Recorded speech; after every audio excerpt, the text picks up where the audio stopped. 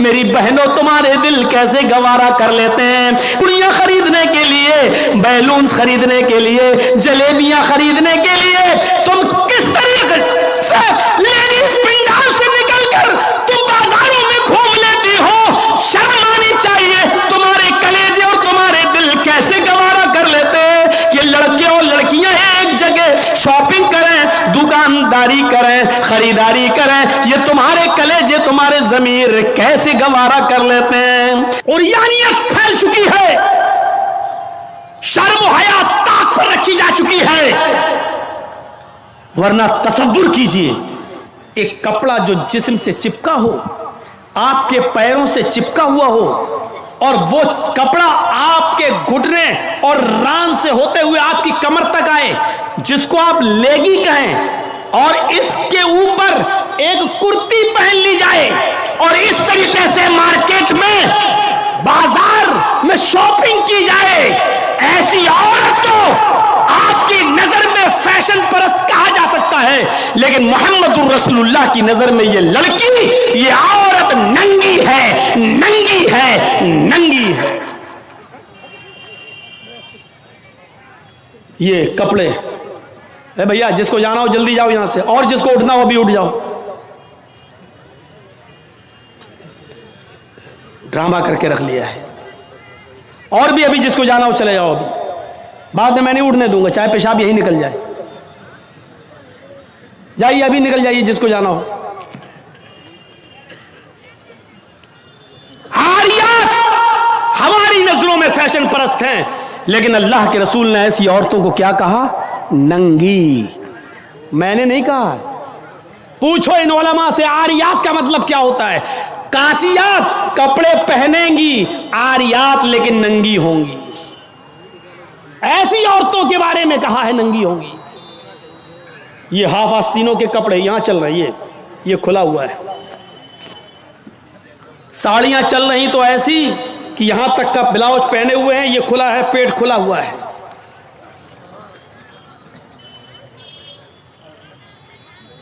اور جو چند برقعے اب چل بھی رہے ہیں بہار بنگال میں، پہلے تو چلتے نہیں تھے، تو اب برقعوں میں بھی ڈیزائن چلنے لگی ہے۔ کڑے ہوئے برقعے، ڈیزائن دار برقعے۔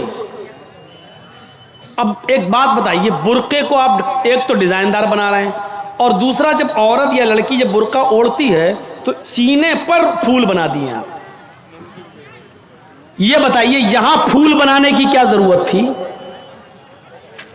جب وہ پہنتی ہے تو پھول سینے پر، اور وہ لڑکی نے یہ برقع خریدا کیوں؟ اس کا مطلب کیا ہے کہ وہ بھی اس لیے خرید رہی ہے تاکہ میرے پھولوں پر نظر۔ یہ سننا پڑے گا، تمہیں نہیں، تمہارے باپ کو بھی سننا پڑے گا۔ جب تک میں اس کرسی پر ہوں، یہ اتھارٹی، یہ پاور مجھے اسلام نے دیا ہے، سننا پڑے گا۔ کیوں خریدا ہے اس نے یہ برقع؟ یو پی سائڈ میں آ جاؤ، لکھنؤ کے برقعے دیکھ لو، بمبئی کے دیکھ لو، حیدرآبادی برقعے دیکھ لو۔ قسم خدا کی اب برقعے نہیں رہ گئے ہیں۔ اب 60 سال کی بڈھی بھی اوڑھ لے تو ایسا لگتا ہے جیسے وہ 18 سال کی لڑکی جا رہی ہے۔ یہ برقعے ایک بار سچا واقعہ ہے، 60 65 70 سال کی بڑھیا ایسا ہی برقع اوڑھ کے چہرہ چھپا کے جا رہی تھی دھیرے دھیرے۔ بھائی بڈھی تھی، وہ دھیرے دھیرے چل رہی تھی، تو ایک لڑکا اس کا پیچھا کرنے لگا، 20-22 سال کا لڑکا اس بڈھی کا پیچھا کرنے لگا، کیونکہ جو سوچنے لگا برقع اتنا خوبصورت ہے تو برقعے کے اندر کتنا خوبصورت مال ہوگا، برقعے والی کیسی ہوگی، اس کا پیچھا کرنے لگا۔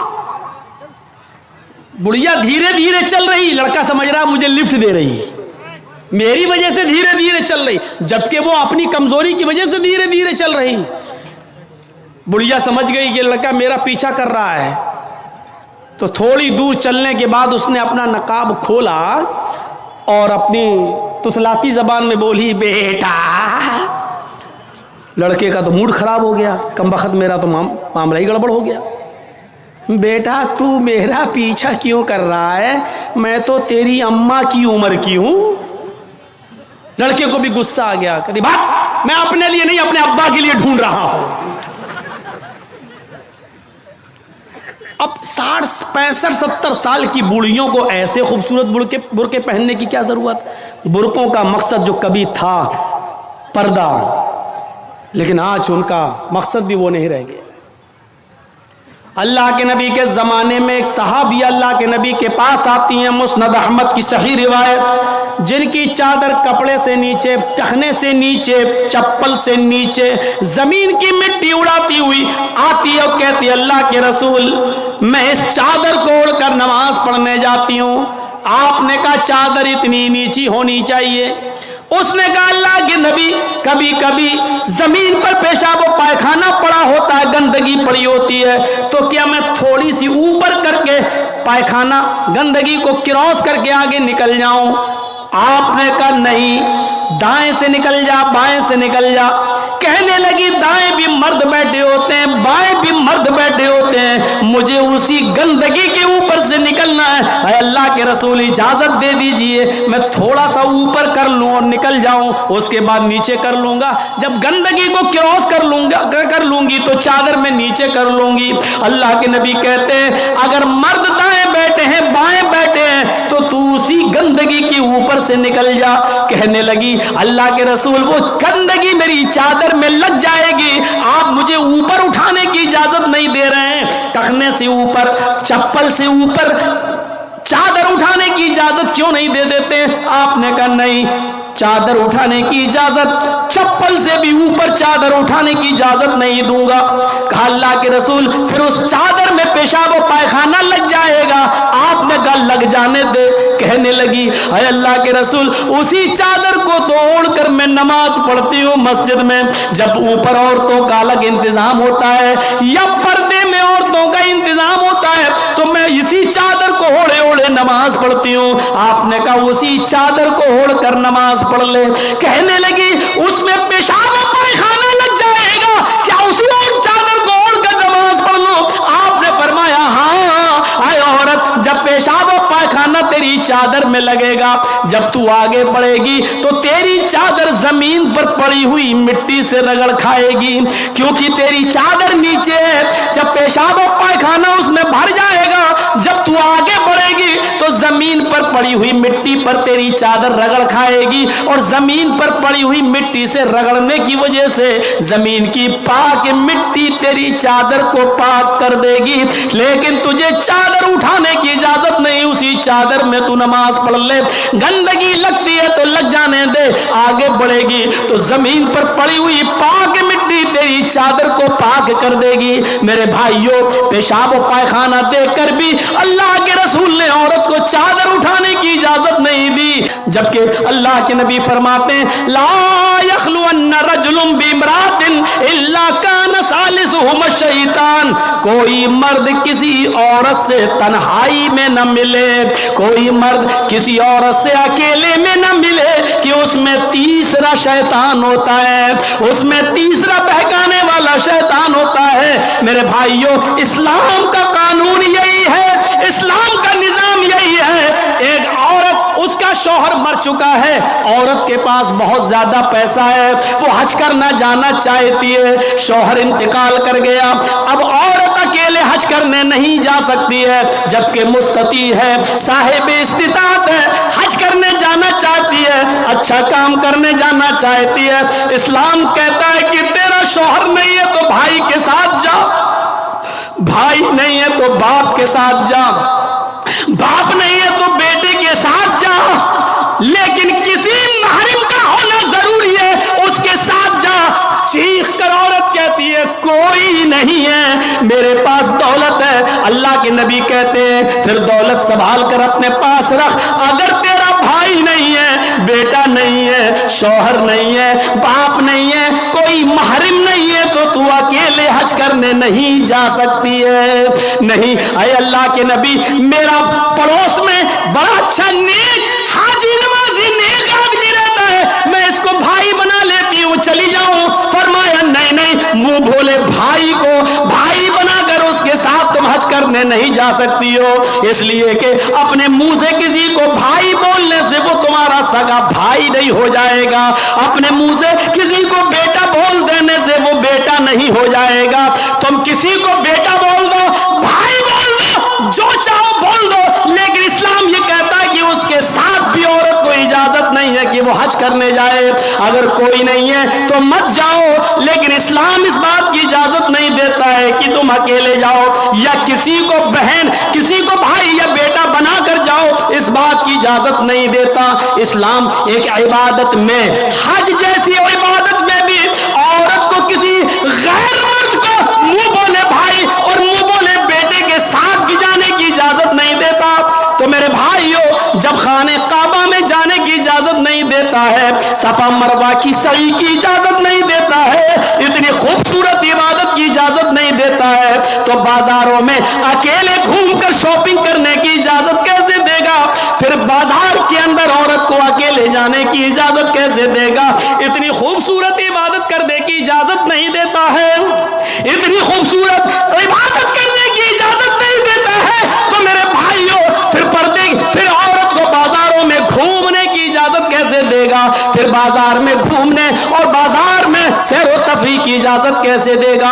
हमारी माँ बहनों को इस बात को सोचना चाहिए, गौर करना चाहिए, संजीदगी से इसको लेना चाहिए। एक जमाना था, हजरत फातिमा कह रही हैं, आए अली, मैं इतनी बीमार हूँ, इतनी बीमार हूँ, लगता नहीं कि इस बीमारी में मैं बच पाऊंगी। आए अली, अगर मुझे कुछ हो जाए, अगर मेरा इंतकाल हो जाए, आए अली, तो मुझे दिन के उजाले में दफनाने मत ले जाना, रात की तारीकी में इशा की नमाज के बाद मुझे कब्रिस्तान में दफन करना। हजरत अली ने कहा, ऐ फातिमा, ऐसा क्यों कह रही हो?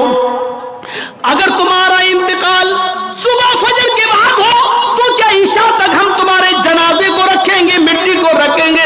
तुम्हारे बाप का, तुम्हारे अब्बू का फरमान है कि मैयत को जल्दी कब्रिस्तान ले जाओ, फिर मैं लेट कैसे करूं? फरमाती हैं, आए अली, आए मेरे प्यारे शौहर, मुझे रात में ही ले जाना, मेरी बात को गिरा बांधो, मेरी बात को मजबूती से पकड़ लो, मेरी वसीयत को याद रखना, चाहे मेरा इंतकाल कभी भी हो, लेकिन मुझे ईशा के बाद दफनाना, मुझे दिन के उजाले में कब्रिस्तान न ले जाना।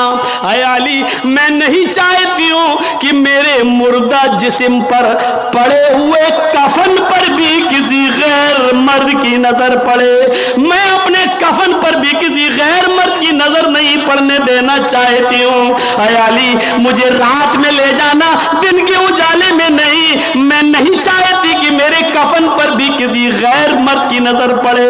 मेरे भाइयों, इंतकाल के बाद निकाह जायज नहीं है, इंतकाल के बाद शादी नहीं होती है, लेकिन इंतकाल के बाद भी अपने जिस्म को तो छोड़ो, अपने कफन को भी किसी गैर मर्द को देखने की इजाजत नहीं दे रही है। ये था हजरत फातिमा का पर्दा। इस पर्दे की रोशनी में मेरी बहनों, अपने गरीबानों में झांक कर देखो, अपने गरीबानों के बटन खोलो और तलाश करो, हम कहाँ खड़े हैं, हमारा पर्दा क्या है, हमारी इज्जत व आबरू क्या है। आज हमारे चेहरों को हरकस और नाकस देख रहा है, कल तक हमारे इन खूबसूरत गालों को कभी आसमान की निगाहों ने भी नहीं देखा था, चांद और सितारों ने भी नहीं देखा था, और आज जो चाहता है देख लेता है, हरकस और नाकस जिसको चाहो आज वो बड़ी आसानी से हमारी बहनों बेटियों का दीदार कर रहा है। और एक और बात, जितना अमीर बाप है, जितना अमीर बाप है, जितना भी बाप अमीर मिलेगा आपको, आप देखिएगा उसकी बेटी उतने ही कम कपड़े पहने हुए होगी।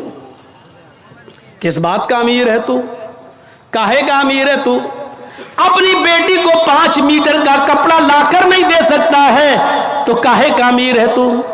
कंजूस और बखील बाप। अल्लाह ताला ने इन अमीरों को ऐसी सजा दी है, ऐसी सजा दी है, कल तक ये गरीबों की लड़कियों को डांस कराया करते थे, आज अल्लाह ताला ने इन अमीरों की लड़कियों के जिस्मों से कपड़े उतार कर उनको लोगों की नजरों को दीदार करने पर मजबूर कर दिया। आज इन अमीरों की लड़कियों के जिस्मों से कपड़े उतरवा कर आज गरीब इन लड़कियों को देख रहे हैं, उनका नजारा कर रहे हैं। आज अमीरों को अल्लाह ने ये सजा दी है।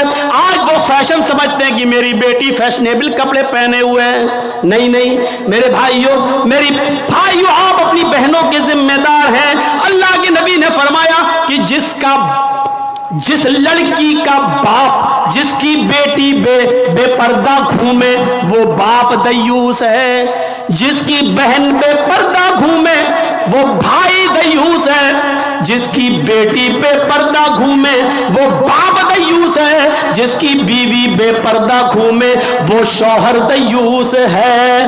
غور کرو کتنی صاف لفظوں میں، کتنے صاف لفظوں میں اللہ کے نبی نے فرمایا، جس کی بہن بے پردہ گھومے وہ بھائی دیوس، جس کی بیٹی بے پردہ گھومے وہ باپ دیوس، جس کی بیٹی بے پردہ گھومے وہ باپ دیوس، جس کی بیوی بے پردہ گھومے وہ شوہر دیوس۔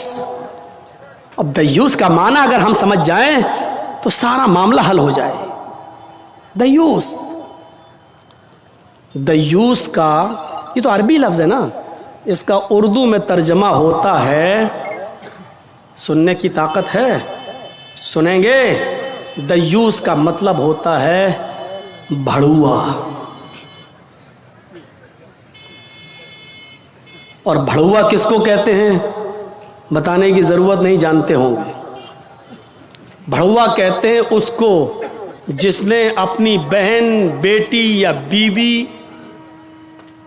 یا ماں کو غلط کام کرنے کے لیے کسی اڈے پر بٹھا دیا ہو، چکلے پر بٹھا دیا ہو اور ان سے غلط کام کرواتا ہو اور ان کی کمائی کھاتا ہو۔ عربی زبان میں اس کو دیوس کہتے ہیں اور اردو میں اس کو بھڑوا کہتے ہیں۔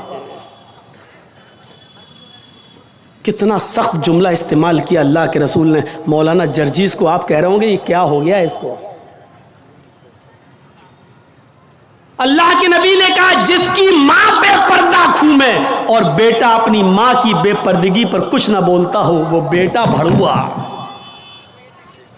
جس کی بیوی بے پردہ گھومے اور شوہر اپنی بیوی کی بے پردگی پر کچھ نہ بولے وہ شوہر بھڑوا، جس کی بہن بے پردہ گھومے اور وہ بھائی اپنی بہن کی بے پردگی پر خاموش رہے وہ بھائی بھڑوا، اور جس کی بیٹی بے پردہ گھومے اور باپ اپنی بیٹی کی بے پردگی پر خاموش رہے وہ باپ بھڑوا۔ دیوس کہہ دو مولانا چلے گا، بھڑوا مت کہو، اچھا نہیں لگ رہا ہے۔ ہم کب کہہ رہے ہیں کہ اچھا لگ رہا ہے؟ ہم کو اچھا لگانا کب ہے؟ جب اچھا ہی لگنے لگے تو فائدہ کیا ہے؟ انجیکشن ایسے لگاؤ درد نہ ہو۔ باسا ایسا ہو سکتا ہے کہ انجیکشن لگے اور درد نہ ہو؟ انجیکشن بھی لگوانا چاہتے ہو اور درد بھی نہیں چاہتے ہو، تب تو ہومیوپیتھک دوا لے لو، میٹھی گولیاں کھا لو جو مرنے کے بعد فائدہ کرتی ہے۔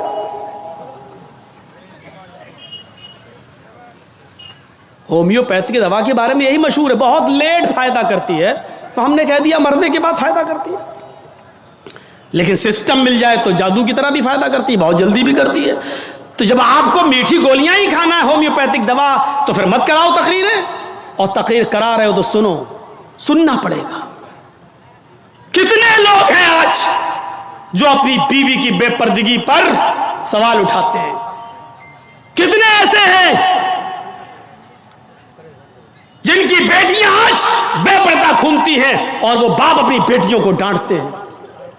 اگر ماں باپ اپنی بیٹیوں کو صحیح سے ذمہ داری نبھانے لگے تو آج ایک بھی لڑکی کے پاس اینڈرائڈ موبائل نہ ہو۔ ہماری 18-20 سال کی لڑکی جس کی شادی نہیں ہوئی گھر پہ رہتی ہے، اس کے ہاتھ میں اینڈرائڈ موبائل، چیخ چیخ کے بتا رہا ہے کہ باپ کی تربیت میں کمی ہے، باپ اپنی بیٹی پر پورا کا پورا حکمراں نہیں ہے، حاکم نہیں ہے، یا یہ کہہ رہا ہے بیٹی کے ہاتھ میں وہ اینڈرائڈ موبائل چیخ چیخ کے کہہ رہا ہے، یہ باپ نہ کہہ رہا ہے، بیٹی کے آگے باپ کی نہیں چل رہی ہے، باپ مجبور ہو چکا ہے۔ میرے بھائیوں، اگر باپ مجبور نہ ہوتا تو بیٹی کے ہاتھ میں اینڈرائڈ موبائل نہیں ہوتا۔ کیا ضرورت ہے بیٹی کے ہاتھ میں دینے کی؟ وہ تو گھر میں رہتی ہے، کیوں چلائے گی صاحب؟ آپ کی بیٹی 18-20 سال کی کیوں فیس بک چلائے گی؟ کیوں واٹس ایپ چلائے گی؟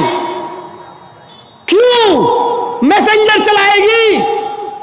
اور آپ کیسے اپنی بیٹی کو فیس بک اور میسنجر اور واٹس ایپ چلانے کے لیے ڈھیل دے سکتے ہیں؟ کیسے؟ آپ کا یہ دل کیسے گوارا کر لیتا ہے؟ آپ ذمہ دار ہیں، ہماری یہ بیٹیاں کل بچوں کی مائیں بنیں گی، شادی کے بعد ان کو اپنے بچوں کی تربیت کرنا ہے۔ ماں کے قدموں کے نیچے جنت بتائی گئی ہے، حالانکہ یہ کوئی حدیث نہیں ہے، ایک مقولہ ہے، لیکن بچے اپنے ماں کے قدموں کے نیچے جنت کیسے ڈھونڈیں؟ یہ آج کل کی ماں کے قدموں کے نیچے جنت ہے؟ جس کو خود نہیں معلوم کہ قدم میرے کہاں ہیں، اس کے قدموں کے نیچے بچے جنت ڈھونڈیں گے؟ ہمیں سوچنا ہے، ہمیں اپنی بیٹیوں کی تربیت کرنا ہے۔ امام احمد ابن حنبل اپنی مسند کے اندر ایک واقعہ نقل کرتے ہیں کہ ایک صحابیہ تھی، ان کے گھر میں ایک بچہ پیدا ہوا۔ ایک صحابیہ تھی، ان کے گھر میں ایک بچہ پیدا ہوا۔ جب بچہ پیشاب کرتا تھا تو وہ پانی کا لوٹا اس بچے کی شرمگاہ پہ ڈال دیتی تھی۔ جیسی بچے نے پیشاب کیا وہ پانی لاتی اور شرمگاہ پہ ڈال دیتی۔ وہ صحابیہ کہتی ہیں میرا بیٹا جب چلنے کے لائق ہوا، پہلا دن تھا اس کا چلنے کا، پہلا دن تھا میرے بیٹے کے چلنے کا، پہلا دن تھا میرا بیٹا کھڑے ہو گیا، جب چلا میرے بیٹے کو جب پیشاب کی ضرورت محسوس ہوئی تو اس نے پانی کا برتن دیکھنا شروع کر دیا۔ ماں کہتی ہے کہ میں دیکھ رہی تھی اپنے بیٹے کو، جب بھی وہ پیشاب کرتا تھا تو میں پانی اس کی شرمگاہ پہ ڈال دیتی تھی۔ آج دیکھتی ہوں میرا بیٹا چل رہا ہے، دیکھتی ہوں یہ کیا کرتا ہے۔ جب بیٹا پہلا دن چلنے کے لائق ہوا، پہلا دن تھا، تو بیٹے نے پانی کا پیالہ اٹھایا اور دونوں ہاتھ سے پکڑ کر دھیرے دھیرے چلا اور ایک کونے میں جا کر بیٹھ گیا، پیشاب کیا اور پیشاب کرنے کے بعد وہ پانی کا پیالہ اپنی شرمگاہ پہ ڈالنے لگا۔ اس کو استنجا کرنا نہیں آتا تھا، اس کو دھونے کا تمیز بھی نہیں معلوم تھا، اس کو پتہ ہی نہیں، لیکن وہ ویسا ہی کر رہا ہے جیسی اس کی ماں نے اس کو بتایا، جیسے اس کی ماں اس کے ساتھ کر دیتی تھی۔ وہ پانی کا پیالہ اٹھا کر اپنی شرمگاہ پہ ڈال لیا اور خالی پیالہ لے کر اپنی ماں کے پاس آ گیا۔ ماں کی آنکھوں میں آنسو آ گئے، آسمان پر نظر ڈال کر کہتی ہے فزت برب الکعبہ، کعبے کے رب کی قسم میں کامیاب ہو گئی، اللہ کی قسم میں کامیاب ہو گئی۔ اپنے بچے کو جو سکھانا چاہتی تھی میرے بچے نے وہ سیکھ لیا، میں اپنے بچے کو جو تربیت دینا چاہتی تھی میرے بچے نے وہ تربیت حاصل کر لی۔ مجھے امید ہے کہ میرا بچہ کبھی ناپاک نہیں رہے گا، میرا بچہ جب بھی پیشاب کرے گا تو پانی ضرور لے جائے گا اور استنجا کرے گا۔ اس زمانے کی مائیں اپنے بچوں کو بچپن سے یہ عادتیں ڈلواتی تھی، اور آج کل کی ماں دیکھ لو اپنے بچے کا انڈر ویئر نیکر اتار کر کہتی بیٹا یہاں کھڑے ہو کے پیشاب کر لے۔ یہ مائیں اپنے بچوں کو کیا تربیت دیں گی؟ جبکہ نیپولین نے کہا تھا کہ مدرس لیپ از فرسٹ کالج فار چلڈرن، ماں کی گود یہ بچے کا پہلا مدرسہ ہوتی ہے، پہلی یونیورسٹی ماں کی گود ہے۔ جو بچہ اپنی ماں کی گود سے تربیت حاصل کر کے نہیں نکلا وہ کسی یونیورسٹی سے تربیت حاصل نہیں کر سکتا ہے۔ آج بھی دیکھ لو کشن گنج میں بھی یونیورسٹیاں ہوں گی، کشن گنج میں بھی کالج ہوں گے، اس کالج سے B A, M A, P H D, M B B S اور ایم ڈی کی ڈگری لے کر نکلنے والے بچوں کی تعداد بھی بہت ہوگی، لیکن انہی بچوں کو دیکھیے کھڑے ہو کر سڑک کے کنارے پینٹ کی چین کھول کر دھار مار رہے ہوں گے، پیشاب کر رہے ہوں گے۔ یہ ان یونیورسٹیوں کے فارغین اسٹوڈنٹ ہیں جو فارغ ہو کر نکلے، جن کو ایم ڈی کرنے کے بعد، ایم بی بی ایس کرنے کے بعد بھی پیشاب کرنے کی عقل نہیں آئی ہے۔ ان سے تو بہتر وہ کتا ہے جو کم سے کم پیشاب کرتا ہے تو ایک ٹانگ تو اٹھا لیتا ہے تاکہ اس کے اوپر چھینٹے نہ آئیں۔ انہوں نے یونیورسٹی سے پڑھنے کے بعد بھی یہ کتے سے بھی بدتر بن کر نکلے ہیں۔ وہ یونیورسٹی ان کو انسان نہیں بنا سکی، وہ کالج ان کو انسان نہیں بنا سکے، وہ اسکول ان کو انسان نہیں بنا سکے۔ M D P H D کرنے کے بعد بھی آج کتوں سے بری طرح پیشاب کرتے ہوئے نظر آئیں گے۔ کہہ لینے دیجئے مجھے کتا گدھا جو کچھ بھی بولتا ہوں میں سب، آج مجھے اجازت دیجئے میرے بھائیوں، کہو کہ جانوروں کی اجازت مت بولو، ہم لوگ انسان ہیں، قرآن نے بھی جانوروں کی مثالیں دی ہیں۔ اولئک کالانعام بل ہم اضل، یہ چوپایوں کی طرح ہیں بلکہ ان سے بھی زیادہ گئے گزرے۔ قرآن نے کہا ہے یہ چوپایوں کی طرح ہے بلکہ ان سے بھی زیادہ گئے گزرے، ان سے بھی زیادہ گئے گزرے۔ جب قرآن نے مثال دی ہے تو ہم کیوں نہیں مثال دے سکتے ہیں؟ اپنے بارے میں سوچو سوچو۔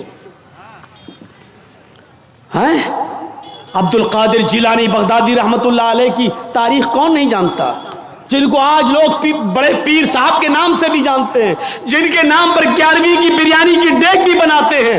وہ عبد القادر جیلانی جب 12 سال کے تھے ان کی ماں نے ان کو قافلے کے ساتھ بھیجا تھا، کہا بیٹے حالات کتنے بھی سخت ہوں لیکن جھوٹ کبھی مت بولنا۔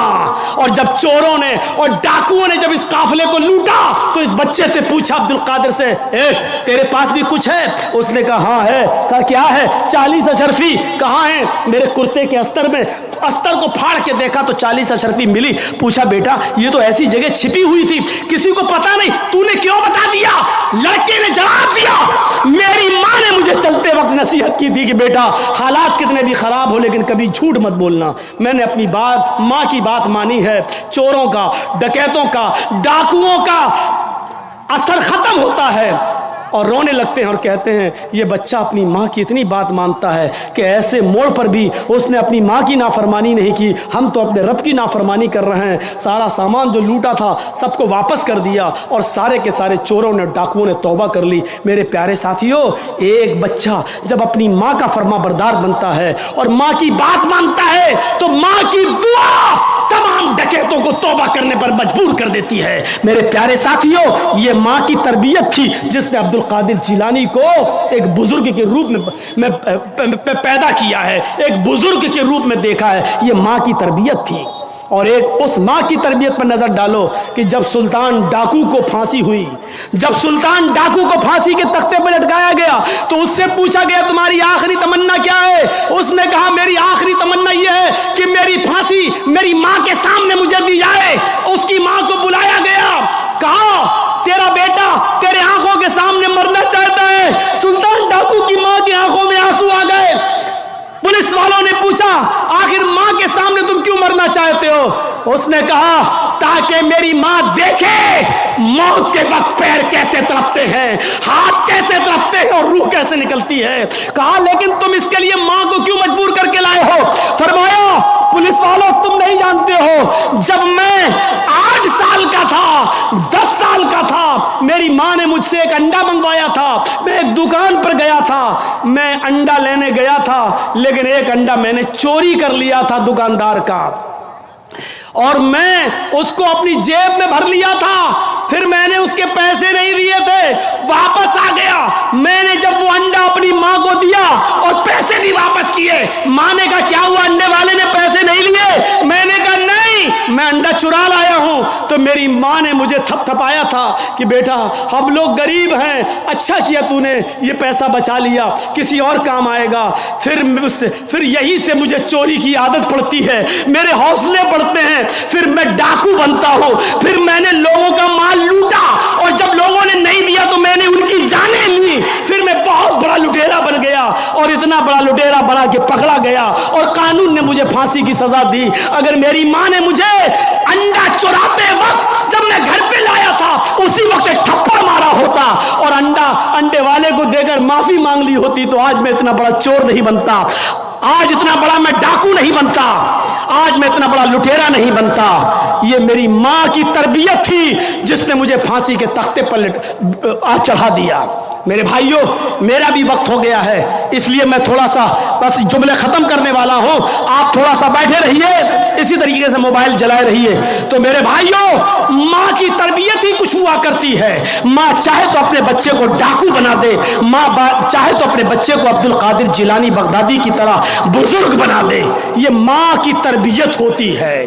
تو میرے بھائیوں 1:45 بج بھی چکے ہیں، 11:45 سے تقریر شروع تھی اور 1:45 بج گئے ہیں، 2 گھنٹہ میرا تقریباً ہو بھی گیا ہے اور جنریٹر کی تیل بھی ایسی موقع پر ختم ہونے کو تھا۔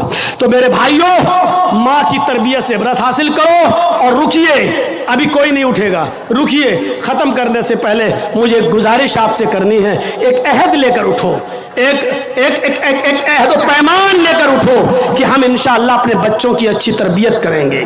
اس وقت ملک کے حالات آپ دیکھ رہے ہیں کیا ہے۔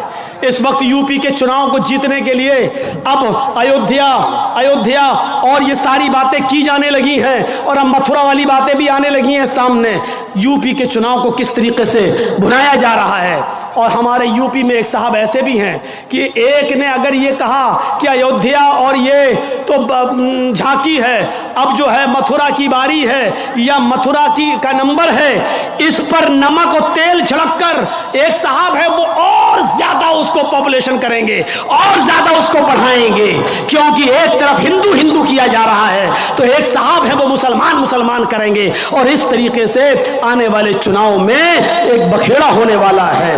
یہ بھی ہو سکتا ہے کہ آگے چل کر اس چناؤ میں آخری جب لہر ہو، آخری جب کاؤنٹنگ ہو، آخری جب وہ ووٹ ڈالنے کا نمبر آئے تو اس موقع پر کورونا کی تیسری لہر بھی آ جائے، کیونکہ یہ ساری پلاننگ اوپر ہو بیٹھتی ہے، اوپر ہوتی ہے، کب کورونا پیدا کرنا ہے، کب کورونا غائب کرنا ہے، کہاں لانا ہے، کہاں نہیں لانا ہے، اس کو یو پی میں کس موقع پر لایا جائے گا، کیسے لایا جائے گا، یہ ساری سازشیں ہو رہی ہیں۔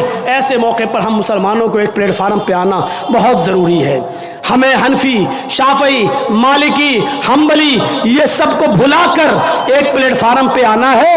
میرے بھائیوں، یہ ادارہ کا جلسہ ہے اور جس ادارے کے لیے یہ جلسہ کیا گیا ہے اس ادارے کا تعاون آپ نے جو کچھ بھی کیا، میں نے اپنی بات ختم کر دی۔ اللہ تعالیٰ سے دعا ہے کہ بار الہ ہمیں اسلام پر قائم رکھنا اور جب ہمارا خاتمہ ہو تو ایمان پر فرمانا۔ لیکن آپ سے گزارش ہے کہ چلتے چلتے میں 2 منٹ 3 منٹ کے لیے اسٹیج پر بیٹھا ہوا ہوں، آپ مجھ سے مصافحہ کریں اور جو بھی تعاون کرنا چاہیں میرے ہاتھ پر کریں، انشاءاللہ اللہ تعالیٰ آپ کو اس کا اجر عظیم عطا فرمائے گا۔ اور مجھے وہ سب عادت نہیں ہے، آپ دل میں نیت کر لیجئے کہ آپ کو کس کی نیت سے دینا ہے، ماں باپ کو ثواب پہنچانا ہے، خود ثواب لینا ہے، آپ خود دل میں نیت کر لیجئے، آپ کا ثواب اسی کو ملے گا انشاءاللہ۔ دعا مت لیجئے، اب ایک ایک آدمی کو کہاں تک